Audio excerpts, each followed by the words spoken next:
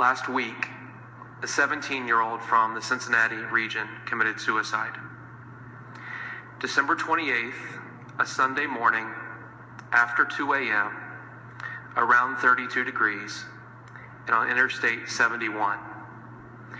It was there in a cold December night that Leelah Alcorn, alone, walked in front of a semi and died. Alone. And even though Leelah Alcorn had a mother, father, a pastor, and a community surrounding her, she had been alone for quite some time. In her suicide note, she said, "Please don't be sad. It's for the better. The life I would have lived isn't worth living because I'm transgender. To put it simply, I feel like a girl trapped in a boy's body, and I felt that way ever since I was 4. When I was 14, I learned what transgender meant and cried of happiness. After 10 years of confusion, I finally understood who I was. I immediately told my mom, and she reacted extremely negatively, telling me it was a phase, that I would never truly be a girl, that God doesn't make mistakes, that I'm wrong."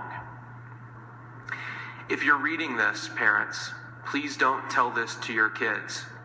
Even if you are Christian or transgender or against transgender people, please don't ever say that to someone, especially your kid. That won't do anything but make them hate themselves. That's exactly what it did to me. My mom started taking me to a therapist, but would only take me to Christian therapists who were all very biased, so I never actually got the therapy I needed to cure me of my depression. I only got more Christians telling me that I was selfish and wrong and should ask for God for help. When I was 16, I realized my parents would never come around and that I would have to wait till I was 18 to start any sort of transitioning treatment, which absolutely broke my heart. The longer you wait, the harder it is to transition. I felt hopeless and that I was going to look like a man in drag for the rest of my life. On my 16th birthday, when I didn't receive consent from my parents to start transitioning, I cried myself to sleep. I formed a sort of F-you attitude towards my parents and came out as gay at school, thinking that maybe if I eased into coming out as trans, it would be less of a shock. And although the reaction from my friends was positive, my parents were pissed. They felt like I was attacking their image, that I was an embarrassment to them. They wanted me to be their perfect little straight Christian boy, and that's not obviously what I wanted.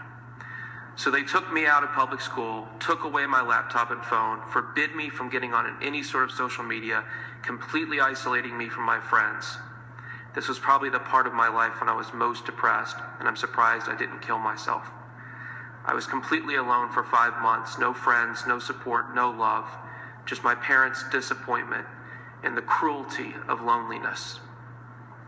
After a summer of having almost no friends, plus the weight of having to think about college, save money for moving out, keep my grades up, go to church each week, and feel like shit because everyone there is against everything I live for, I've decided I've had enough.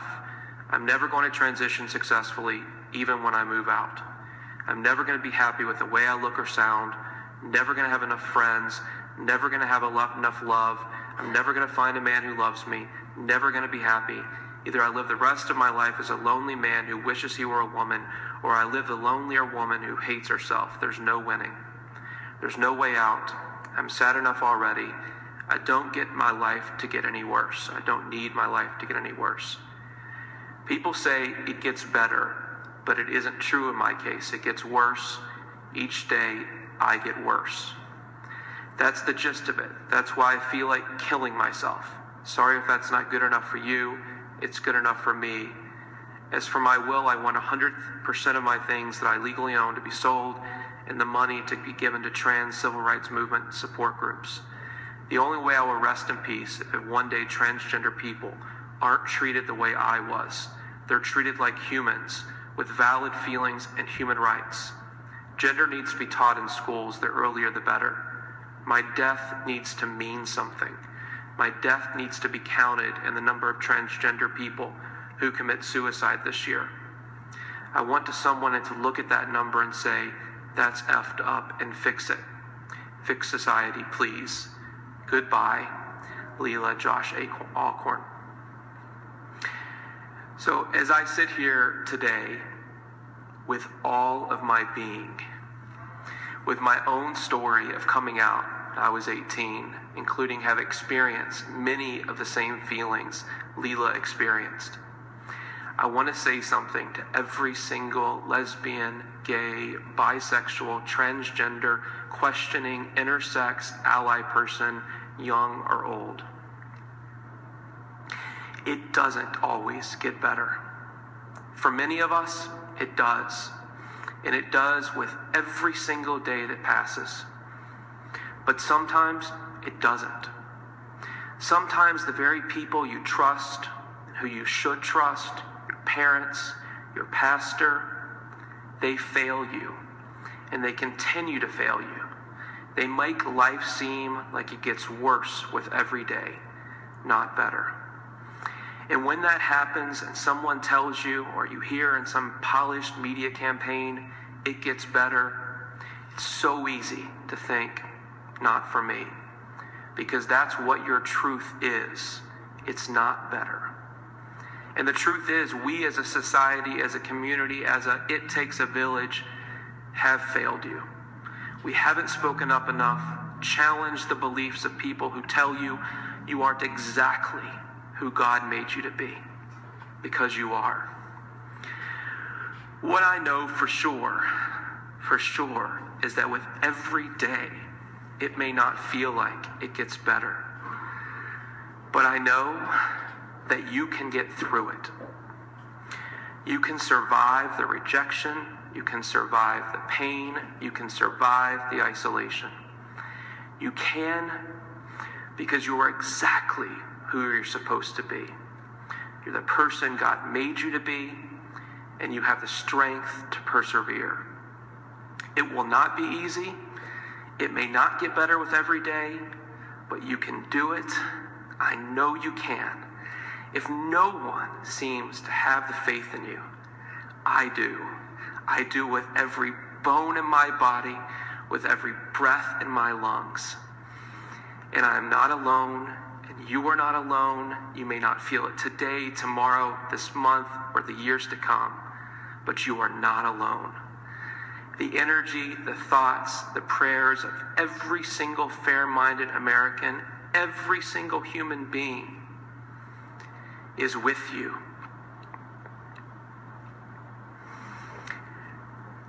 And every single being fully believes that you are the person that Jesus and God made you to be, and is rising you up for this occasion.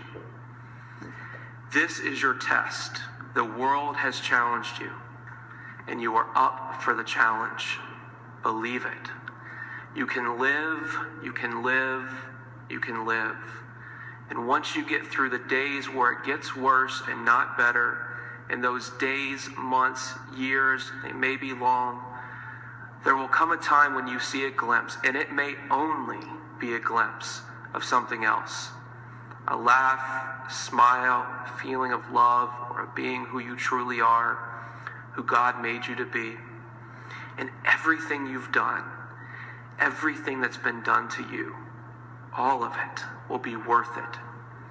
And I believe you can live to see that day. Thank you.